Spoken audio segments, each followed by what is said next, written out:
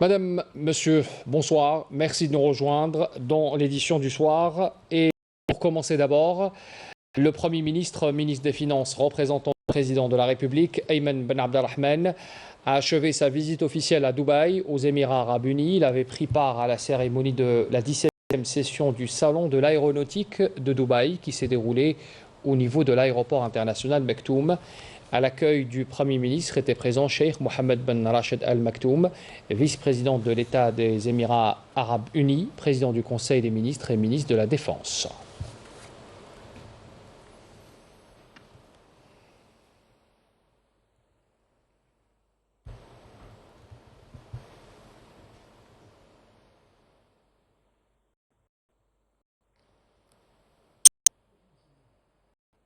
Alors, l'Algérie à l'exposition Expo 2020 à Dubaï, le Premier ministre des Finances Ayman Ben Abdelrahman s'est félicité à partir de Dubaï de cette participation. C'est un événement mondial qu'il avait estimé que le pavillon national reflétait parfaitement la vision prospective de notre pays, qui a célébré, il faut le rappeler, hier sa journée nationale à l'Expo 2020 à Dubaï. C'est une occasion de faire connaître sa culture et son riche patrimoine. Samira Hadjamar.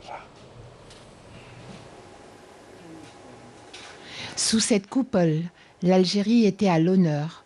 L'Algérie s'est distinguée de par la richesse de son histoire et de son patrimoine ancestral. Sur la placette, El Wasl, se sont consolidées les relations profondément fraternelles entre l'Algérie et les Émirats Arabes Unis, avec la célébration d'une journée spéciale consacrée à l'Algérie, à l'occasion de l'exposition Dubaï 2020. Ce pavillon reflète une image expressive de l'Algérie et de sa vision futuriste et prospective qui met l'intégration de la complémentarité régionale au centre de ses intérêts, étant convaincu des qualités de cette vision coopérative pour le développement économique et la création des chances de croissance. Chose qui a été confirmée par la route transsaharienne, et c'est aussi un parcours économique qui constitue une valeur ajoutée certaine à l'intégration en Afrique. C'est aussi une locomotive pour les investissements dans toute la région. Mon pays a entrepris d'importantes réformes politiques et économiques sans précédent sous l'égide du président de la République, Abdelmadjid Tebboune, avec en ligne de mire l'exploitation de ses ressources matérielles et humaines pour la promotion des investissements, le développement de l'économie et la relance de tous les secteurs. Dans cette perspective, nous comptons sur nos partenaires, à l'image des Émirats Arabes Unis, un pays avec lequel nous sommes liés par des relations économiques diversifiées et que nos deux pays œuvrent à consolider, notamment en matière d'investissement, de façon à consacrer leur ambition commune d'aller vers plus de développement et de prospérité, mais aussi d'exploiter leurs grandes potentialités. À quelques jours seulement de la célébration du cinquantenaire de la création de l'Union émiratie, il m'est très agréable de présenter à ce pays frère, à ses dirigeants, son gouvernement et son peuple, mes meilleurs vœux pour plus de prospérité et de développement sur les traces de ce qui en fait qu'aujourd'hui, les Émirats sont les leaders et leurs futurs prometteurs. Au pavillon Algérie, c'est un voyage qui commence par un accueil chaleureux et légendaire à travers la Casbah millénaire d'Alger, pour remonter jusqu'au berceau de l'humanité à Ain Bouchret. Et en son cœur, des perspectives ambitieuses de la transition énergétique et de la construction des villes intelligentes ont accueilli les visiteurs. Le Premier ministre, ministre des Finances, Ayman Ben Abdelrahman, a emprunté ce périple à travers les ailes du pavillon algérien.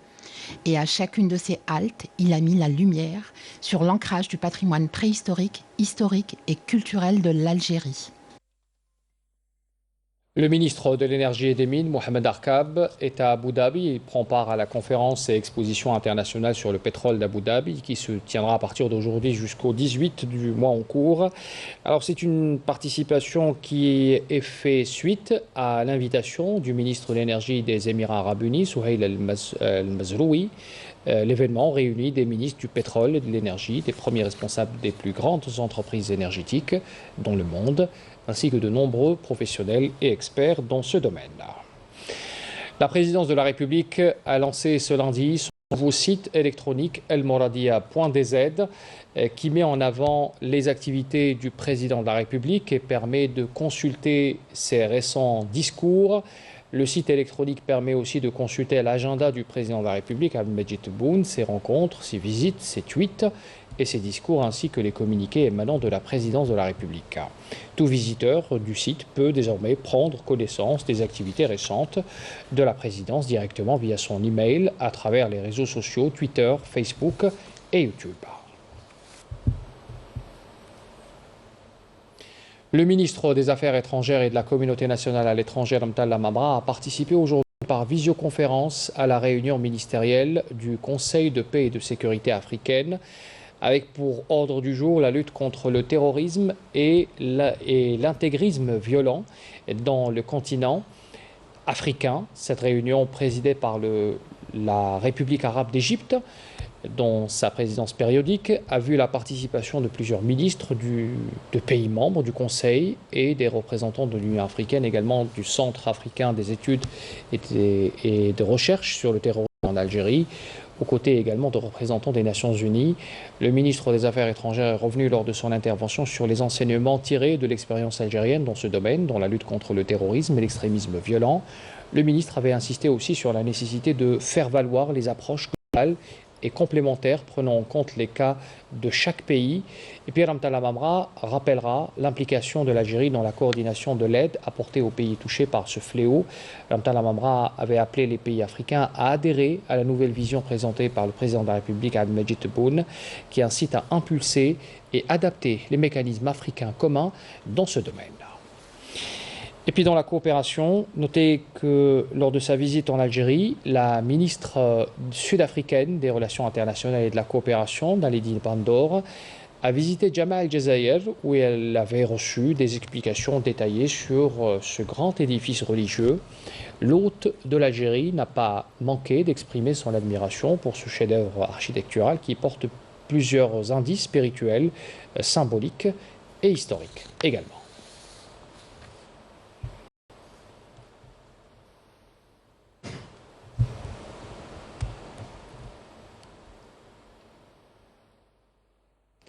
Dans le cadre du plan d'action de l'initiative 5+5 Défense au titre de l'année 2021, l'Algérie abrite à partir d'aujourd'hui et demain, 16 novembre, au niveau du Cercle national de l'armée, le premier module de haut niveau de la 12e session de formation du collège 5+5 Défense sous le thème « La question cybersécurité dans l'espace 5+5 ». L'événement est organisé par le département emploi préparation d'état-major de la nationale populaire. L'ouverture des de ce module, à laquelle ont pris part des officiers généraux et des cadres du ministère de la Défense nationale, en plus de spécialistes et chercheurs universitaires, a été supervisée par le général-major Hasnat Belkacem, chef du département emploi préparation à l'ANP par intérim, et qui a souligné dans son allocution d'ouverture que l'organisation de ce module revêt une très grande importance, notamment au regard de la recrudescence actuelle des cyberattaques d'un côté, leur développement rapide et la difficulté d'identifier les parties qui les commettent d'un autre, ce qui constitue un défi de taille pour nos forces armées auxquelles nous devons faire face afin de garantir la protection, la sécurisation des systèmes opérationnels contre les différentes menaces et dangers cybernétiques que connaît le monde. Cette session de formation qui se déroule en Algérie sous forme de conférences animées par des cadres algériens militaires et civils, spécialistes dans la cybersécurité et cyberdéfense, et qui regroupe des représentants des pays membres de l'initiative 5+5 Défense, mettra la lumière sur les sujets techniques et opérationnels à l'instar des mécanismes de coopération et de coordination entre les pays de la région pour une prise en charge conjointe des défis soulevés par la cybersécurité et des enjeux d'une concrétisation effective d'organismes juridiques cohérents et qui est adapté surtout au domaine de la cybersécurité. Cette occasion permettra également de mettre en exergue les capacités, les expertises opérationnelles de notre pays et de renforcer l'échange de connaissances et de partage d'expériences dans le domaine cybernétique entre les armées des pays membres. Je vous invite à voir ce compte-rendu signé Adel Sadoun. L'ouverture des travaux de ce module, à laquelle ont pris part des officiers généraux et des cadres du ministère de la Défense nationale, en plus de spécialistes et chercheurs universitaires, a été supervisée par le général-major Hasnat Belkacem, chef du département emploi préparation état-major ANP par intérim, qui a souligné dans son allocution d'ouverture l'importance d'organiser ce genre de sessions de formation, notamment à l'ombre de la recrudescence des cyberattaques à travers le monde. هذا اللقاء الذي أشرفت على تحضيره مصلحة الدفاع السيبراني ومراقبة أمن الأنظمة أهمية بالغة لأنه جاء في مرحلة تصاعدت فيه وتيرة الهجمات السيبرانية المتسمة بتطورها السريع وصعوبة تحديد الجهات التي تقف وراءها. كل هذا يشكل تحديا يتوجب علينا مواجهته من أجل ضمان حماية وتأمين الأنظمة العملياتية ضد مختلف التهديدات والمخاطر السيبرانية التي يشهدها العالم. Cette session de formation qui se déroule en Algérie sous forme de conférence animée par des cadres algériens militaires et civils spécialistes dans la cybersécurité et la cyberdéfense et qui regroupe les représentants des pays membres de l'initiative 5+5 Défense mettra la lumière sur des sujets techniques et opérationnels à l'instar des mécanismes de coopération et de coordination entre les pays de la région pour une prise en charge conjointe des défis soulevés par la cybersécurité et des enjeux d'une concrétisation effective d'organismes juridiques cohérents et adaptés au domaine de la cybersécurité. Cette occasion permettra également de mettre en exergue les capacités et les expertises opérationnelles de notre pays et de renforcer l'échange de connaissances et le partage d'expériences dans le domaine cybernétique entre les armées des pays membres. Le ministre de la Justice, garde des Sceaux, Abdelrachid Tebbi, a affirmé lors du forum de la radio nationale que la nouvelle constitution est un point de changement profond dans le secteur de la justice, en consacrant de nouveaux mécanismes garantissant l'indépendance du pouvoir judiciaire de façon effective. Le ministre de la Justice avait indiqué également que la justice luttera sans relâche contre toute forme de crime, notamment la cybercriminalité, les incendies de forêt et tout ce qui peut porter atteinte à la sécurité et au bien des citoyens. On écoute sa déclaration.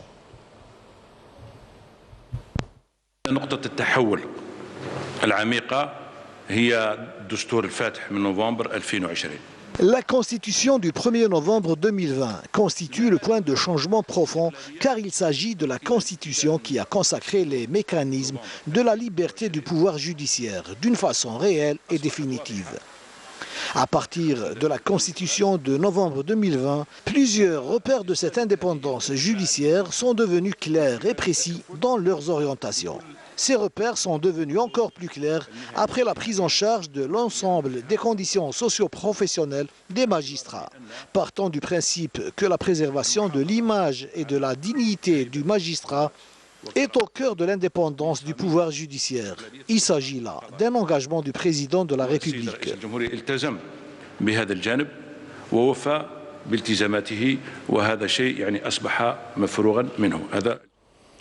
Le Salon international des systèmes de sécurité, protection de l'environnement et anti-incendie a ouvert ses portes ce lundi au Centre international des conférences.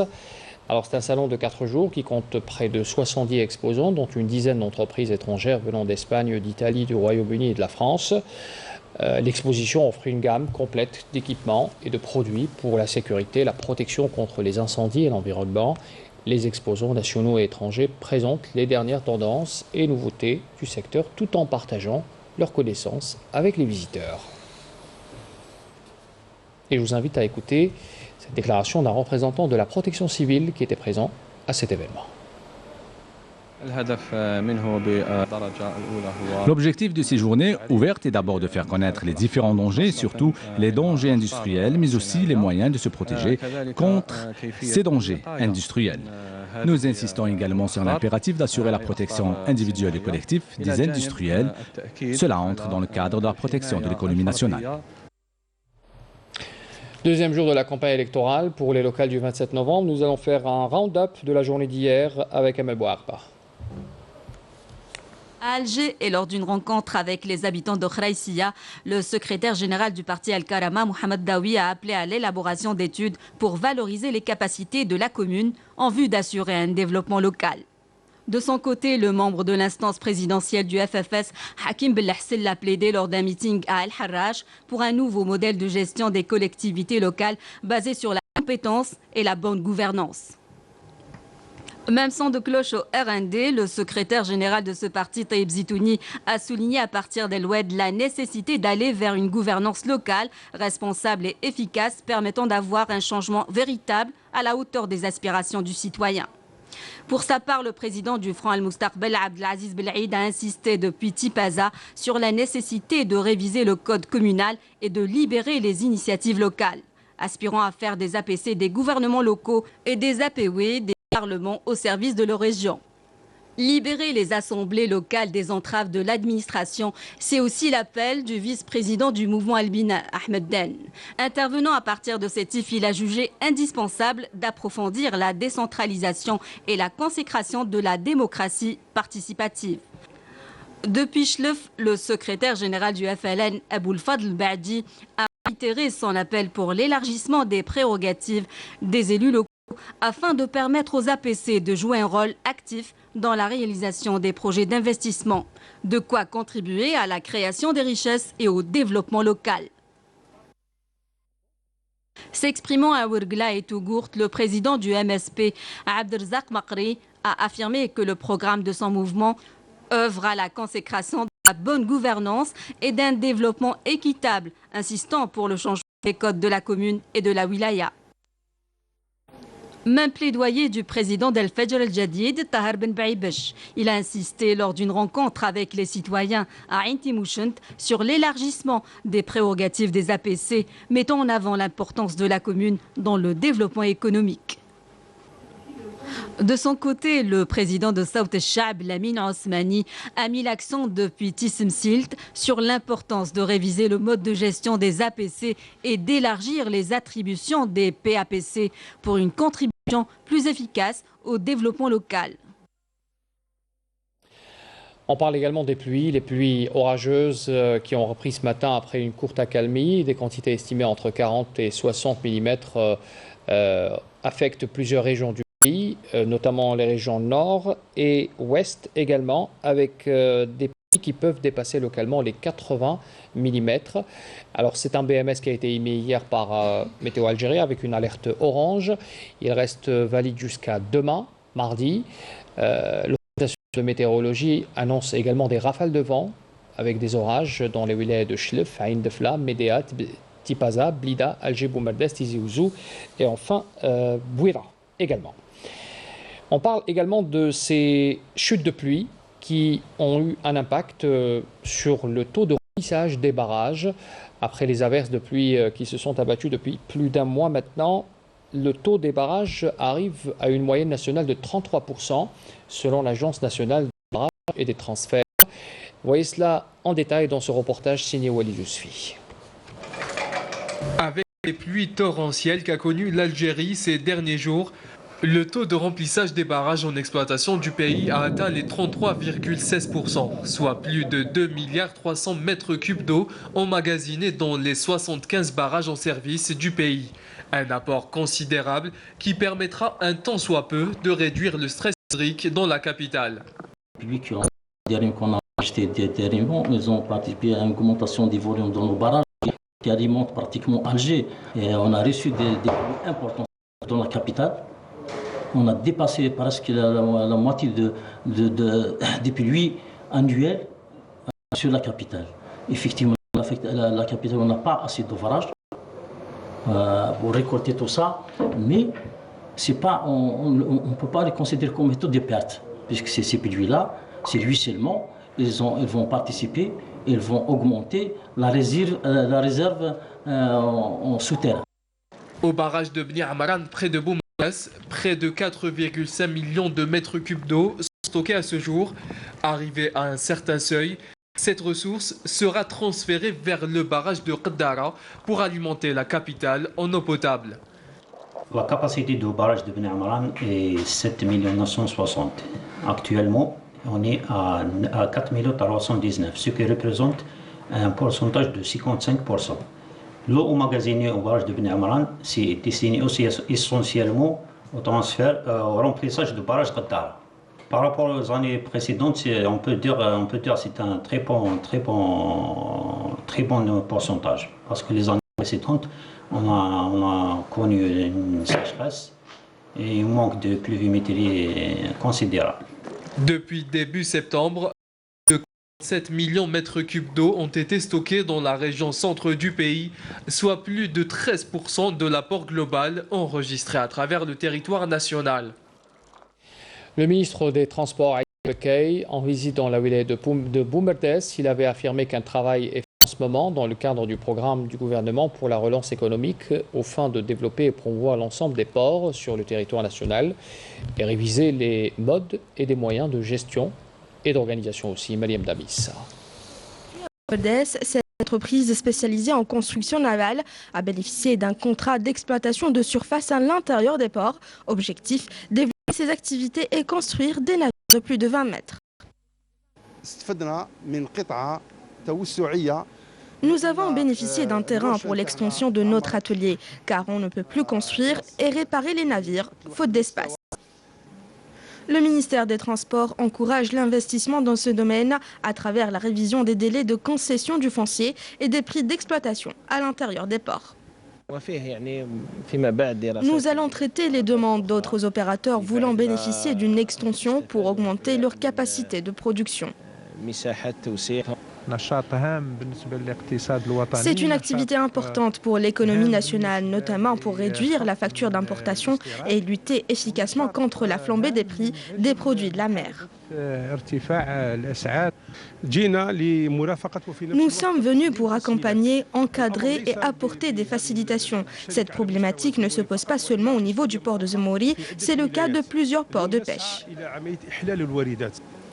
La construction et la réparation navale sont des maillons forts pour le développement de la pêche et des ressources halieutiques permettant d'apporter une réelle valeur ajoutée à l'économie nationale.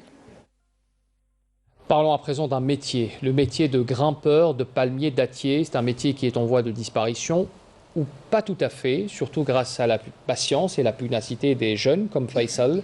C'est un grimpeur aguerri à Ouled Djellel, dans la wilaya justement à Ouled Djellel, avec ce récit signé de notre reporter Samira Hadjamar.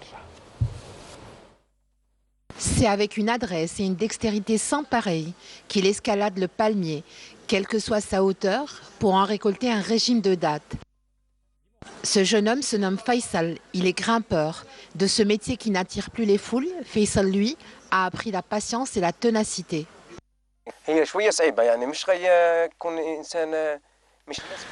Pour pratiquer ce métier, il faut d'abord l'apprendre. Il faut de l'expérience et du savoir-faire, parce que c'est très dur. C'est dur et dangereux à la fois d'escalader les palmiers. L'abondance et la générosité des palmiers dattiers en particulier et de la terre en général sont dues entre autres aux moyens mis à la disposition des agriculteurs. Plus ils nous soutiennent, plus nous pouvons améliorer la qualité de notre travail et la qualité de notre production. Ils doivent nous donner des autorisations pour creuser des puits. Nous en avons vraiment besoin. De sa volonté puisée des racines des palmiers que nul vent ne peut déraciner, Faisal contribue chaque jour à pérenniser ce savoir-faire. Les forces d'occupation marocaines pratiquent une fois de plus les pires formes de répression contre la militante sahraoui des droits humains Sultana Khaya, qui a été violée et agressée brutalement très tôt ce lundi. Des dizaines de membres de forces de sécurité marocaines masqués ont attaqué le domicile de la famille Sid Brahim Khaya, assiégé, il faut le rappeler, depuis le 19 novembre 2020. 3 membres des forces de sécurité ont immobilisé Sultana Khaya, qui hurlait à cause de la torture et tenait à s'échapper de leurs mains. Elle a été violée et agressée brutalement. Sa sœur a subi les mêmes pratiques inhumaines. Écoutez son témoignage. Nous, la famille Khaya, sommes assignés à résidence surveillée depuis 363 jours et subissons les pires formes de violation des droits de l'homme. Ma mère, ma sœur Ouara et moi-même avons victime une nouvelle fois d'une agression barbare et lâche ce 15 novembre 2021. Tôt ce lundi, des membres des forces de sécurité marocaines masqués ont attaqué notre domicile, m'ont immobilisé, violé et agressé brutalement. Le reste de ma famille n'a pas échappé à la sauvagerie de l'occupant marocain. Toute cette ignoble agression a eu lieu en présence de ma mère, âgée et souffrant d'hypertension et de diabète. Nous dénonçons les pratiques barbares de l'occupant marocain. Ce sont des actes d'une rare sauvagerie auxquels s'adonne le régime marocain en toute impunité. Notre seul tort est d'avoir réclamé l'indépendance du Sahara occidental, le droit du peuple sahraoui à l'autodétermination.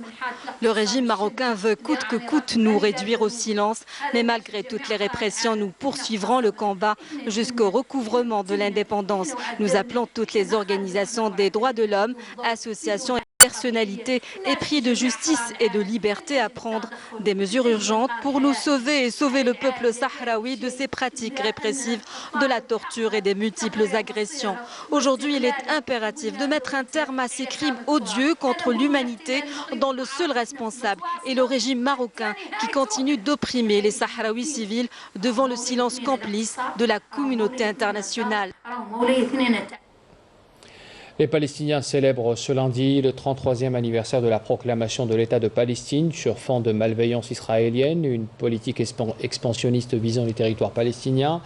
Le 15 novembre 1988, devant le Conseil national de l'Organisation de libération de la Palestine réuni à Alger, le défunt dirigeant Yasser Arafat avait proclamé dans son célèbre discours la naissance de l'État de Palestine, avec pour capitale Al-Quds. 33 ans après, les Palestiniens continuent non seulement de subir l'humiliation et les violences quotidiennes, mais aussi l'expulsion en masse de leurs maisons par la force d'occupation israélienne à des fins expansionnistes. En Algérie, le sélectionneur de l'équipe nationale de football, Djemal Belmadi, a animé une conférence de presse au Centre technique national de Sidi Moussa ce matin.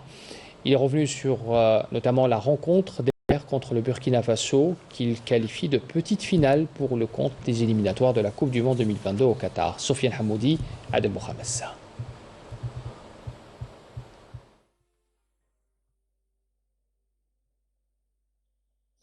C'est ainsi que le sélectionneur de l'équipe nationale de football, Djemal Belmadi, a qualifié le match face au Burkina Faso. On sait que c'est un match, appelons-le comme il est, hein, décisif pour passer se donner la possibilité d'aller jouer ce match, cette double confrontation au mois de mars et ce dernier match. En gros, on est à 3 matchs de la Coupe du Monde. Donc voilà, les choses elles sont présentées comme ça.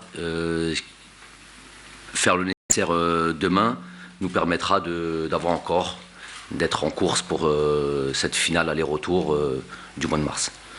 Sachant que chaque match a sa vérité, Belmadi sait très bien que dans ce genre de rencontre, le facteur surprise n'est pas écarté. Et pour ce faire, rien n'est laissé au hasard, mais pour lui, seul le résultat nous dira à la fin s'il a bien étudié l'adversaire du jour.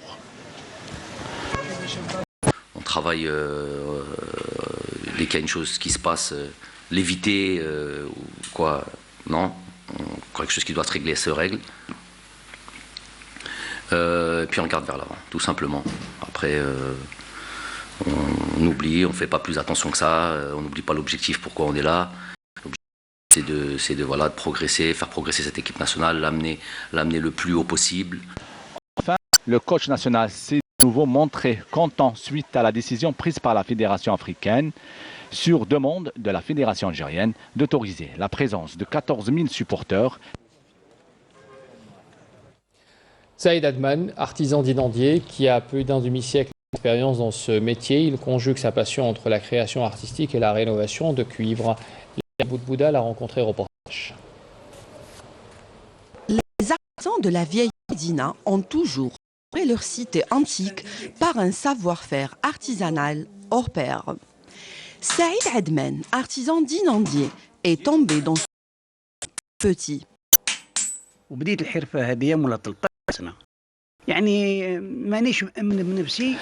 commencé à l'âge de 13 ans. Je n'arrive pas à croire que le temps est passé si vite. Plus jeune, je voulais devenir pâtissier, mais le a décidé autrement. Un ami à mon père tunisien m'a fait rentrer dans cet atelier. J'ai tout de suite aimé ce métier. Un un demi-siècle d'expérience à son actif. Il manipule la machine et l'ouvrage avec grande habileté. Un métier passionnant pour un homme passionné. بديت الحرفه نعرجل فيها كل عشيه ندخل للدار للدم كل عشيه ندخل للدار بصمه اما شافت وليدها كل يوم بالدم. Je rentrais tous les soirs avec du sang sur les mains. À un moment, ma mère m'a demandé d'arrêter. Je lui ai répondu que je faisais ce travail par amour et que sans amour, je ne pourrais pas réussir. اي حرفه بلا حب ما يوصلش. Le cuivre se ternit avec le temps. Éliminer son oxydation passe par plusieurs étapes. Bain d'acide, séchage à la sciure et polissage, ce qui permet de raviver l'éclat de ce métal. شتي كيفاش كان؟ راني هنا هاد الحوينته هذيا وليد بوعلى متيتيش. الغيطه ديالو الغيطه تاعو لي لهنا ما قاليش. Un jour, le fils de Boualem Titiche est venu à cette boutique avec la flûte de son père. Il m'avait demandé de la polir et d'en prendre soin. À son retour, il était surpris de voir le résultat. Elle était éclatante et m'avait laissé un généreux pourboire. Sni, mahbes, tassa, sniwit l'flouka, baqrad. Des objets qui n'ont pas perdu leur lustre d'antan. Il reste un signe d'authenticité et de savoir-vivre. Et puis on vous propose également le portrait de Shawqi Azzeddine. C'est un artisan savonnier qui vous invite dans son atelier pour découvrir une gamme de produits cosmétiques à base d'ingrédients naturels. C'est un réel plaisir sensoriel, certifié bio. Anissa Bouzida. Une fois les portes de la maison ouvertes, on se laisse enivrer par un doux mélange d'huile essentielle. Est un maître savonnier. Il a lancé sa marque de savon 100% naturel.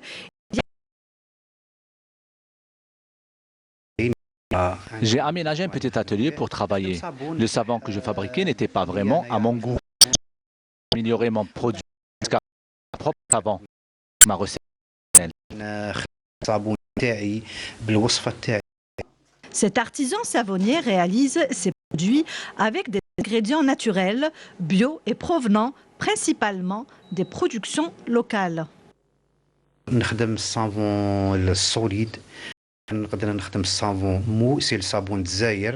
Je peux produire du savon solide ou du savon mou comme Sabon Dzaïr. C'est un savon original inspiré de nos traditions. Le savon Dzaïr ou le savon noir est très connu en Algérie. Je fabrique aussi du savon glycérine, d'autres produits comme le gel douche naturel, le shampoing naturel. Je fabrique un shampoing solide à base d'huile végétale à 100%.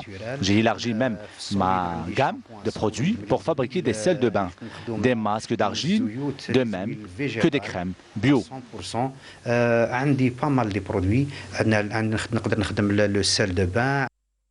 Sa passion pour l'univers du savon ne l'a jamais arrêté. Après avoir accumulé suffisamment d'expérience, Azzeddine crée ses propres formules de fabrication. Les étapes